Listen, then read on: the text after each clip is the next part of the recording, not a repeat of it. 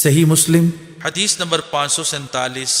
حضرت شریح بن حانی رضی اللہ تعالیٰ عنہ فرماتے ہیں، میں حضرت عائشہ رضی اللہ تعالیٰ عنہا کی خدمت میں حاضر ہوا کہ وہ آپ سے موضوع پر مسح کے بارے میں پوچھیں، تو انہوں نے فرمایا، ابن ابی طالب حضرت علی المرتضیٰ رضی اللہ تعالیٰ عنہ کے پاس جاؤ، وہ رسول اکرم صلی اللہ علیہ وسلم کے ہمراہ سفر کرتے رہے ہیں۔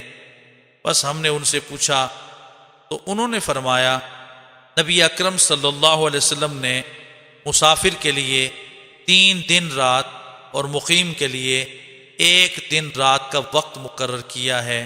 صحیح مسلم حدیث نمبر 548۔ ایک اور سند کے ساتھ بھی اس کی مثل مروی ہے۔ صحیح مسلم حدیث نمبر 549۔ حضرت شریح بن حانی رضی اللہ تعالیٰ عنہ سے مروی ہے، فرماتے ہیں، میں نے حضرت عائشہ رضی اللہ تعالیٰ عنہا سے موضوع پر مسح کے وقت کے بارے میں سوال کیا تو انہوں نے فرمایا، حضرت علی المرتضیٰ رضی اللہ تعالیٰ عنہ کے پاس جاؤ، وہ اس بارے میں مجھ سے زیادہ جانتے ہیں۔ فرماتے ہیں، میں حضرت علی المرتضیٰ رضی اللہ تعالیٰ عنہ کی خدمت میں حاضر ہوا تو انہوں نے نبی اکرم صلی اللہ علیہ وسلم سے روایت کرتے ہوئے اس پہلی حدیث کی مثل ذکر کیا۔